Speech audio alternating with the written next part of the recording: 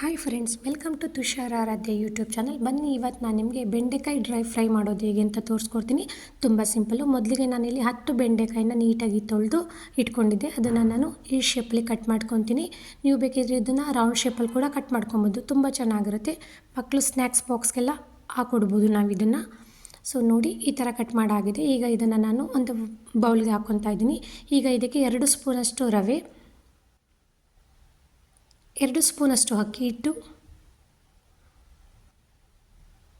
1 ಸ್ಪೂನಷ್ಟು ಧನಿಯಾ ಪುಡಿ, 1 ಸ್ಪೂನಷ್ಟು ಅಚ್ಚ ಖಾರದ ಪುಡಿ, ಸ್ವಲ್ಪ ನಿಂಬೆ ರಸ, ರುಚಿಗೆ ತಕ್ಕಷ್ಟು ಉಪ್ಪನ್ನು ಸೇರಿಸಿ ಚೆನ್ನಾಗಿ ಇದನ್ನು ನಾವು ಮಿಕ್ಸ್ ಮಾಡ್ಕೊಳ್ಳೋದು.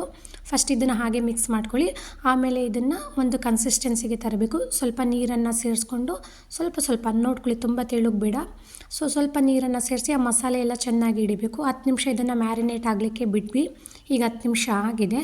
ಇನ್ನೊಂದು ಕಡೆ ಗ್ಯಾಸ್ ಫ್ಲೇಮ್ನ ಆನ್ ಮಾಡಿ ಒಂದು ಕಬ್ಬಿಣದ ತವಾನ ಇಟ್ಕೊಂಡು ಸ್ವಲ್ಪ 1 ಸ್ಪೂನಷ್ಟು ಎಣ್ಣೆನ ಹಾಕಿ ತವಾಗೆ ಫುಲ್ ಸ್ಪ್ರೆಡ್ ಆಗೋ ಥರ ಮಾಡ್ಕೊಬೇಕು. ನಾವು ಜಾಸ್ತಿ ಎಣ್ಣೆ ಹಾಕೋದು ಬೇಡ. ಮಕ್ಕಳು ಸ್ನ್ಯಾಕ್ಸ್ ಬಾಕ್ಸ್ ಹಾಕೋದ್ರಿಂದ ಎಣ್ಣೆ ಪ್ರಮಾಣ ಕಡಿಮೆನೇ ಇರಲಿ.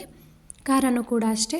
ನೋಡಿ, ಈ ಥರ ನೀಟಾಗಿ ಸ್ಪ್ರೆಡ್ ಮಾಡಿಕೊಂಡು ತವಕ್ಕಾದ್ಮೇಲೆ ಸ್ವಲ್ಪ ಬಿಸಿ ಆದಮೇಲೆ ನಾವೇನು ಮ್ಯಾರಿನೇಟ್ ಆಗಲಿಕ್ಕೆ ಇಟ್ಟಿದ್ವಿ ಬೆಂಡೆಕಾಯಿ, ಅದನ್ನು ಸ್ವಲ್ಪ ಅದ್ರ ತವದ ಮೇಲೆ ಇಟ್ಕೊಂಬರೋಣ.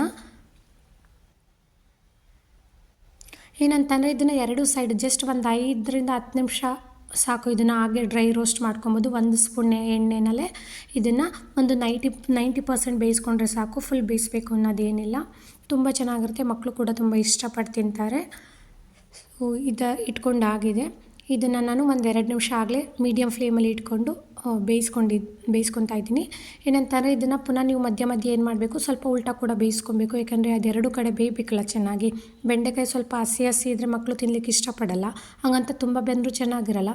ಸ್ವಲ್ಪ ಕ್ರಂಚಿಯಾಗಿ ಅಂದರೆ ಒಂದು 90 ಭಾಗ ಬೆಂದಿದ್ರೆ ಸಾಕು. ಹಾಗೆ ಬಿಸಿನಲ್ಲೇ ಬೇಯುತ್ತೆ. ಪುನಃ ಎಣ್ಣೆ ಹಾಕೋದೇನು ಬೇಡ. ನೋಡಿ, ಈ ಥರ 2 ಕಡೆ ಮಗ್ಚಿ ಬೇಯಿಸ್ಕೊಬೇಕಷ್ಟೇ.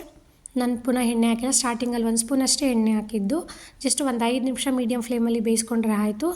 ಬೆಂಡೆಕಾಯಿ ಡ್ರೈ ಫ್ರೈ ರೆಡಿ ಆಗುತ್ತೆ. ಆರಾಮಾಗಿ ನಾವು ಇದನ್ನು ಮಕ್ಕಳು ಸ್ನ್ಯಾಕ್ಸ್ ಬಾಕ್ಸ್ಗೆ ಹಾಕ್ಕೊಡ್ಬೋದು, ಅಥವಾ ಊಟದ ಜೊತೆ ಸೈಡ್ ಡಿಶ್ ಆಗಿ ಕೂಡ ನಾವು ಯೂಸ್ ಮಾಡ್ಬೋದು. ಸೂಪರಾಗಿರುತ್ತೆ. ನೀವು ಒಂದು ಸಲ ಟ್ರೈ ಮಾಡಿ ಹೇಗಿತ್ತು ಅನ್ನೋದನ್ನು ಕಮೆಂಟ್ಸ್ ಮಾಡಿ. ವಿಡಿಯೋ ಇಷ್ಟ ಆದರೆ ಲೈಕ್ ಮಾಡಿ, ಚಾನೆಲ್ನ ಸಬ್ಸ್ಕ್ರೈಬ್ ಮಾಡಿ. Thank you for watching.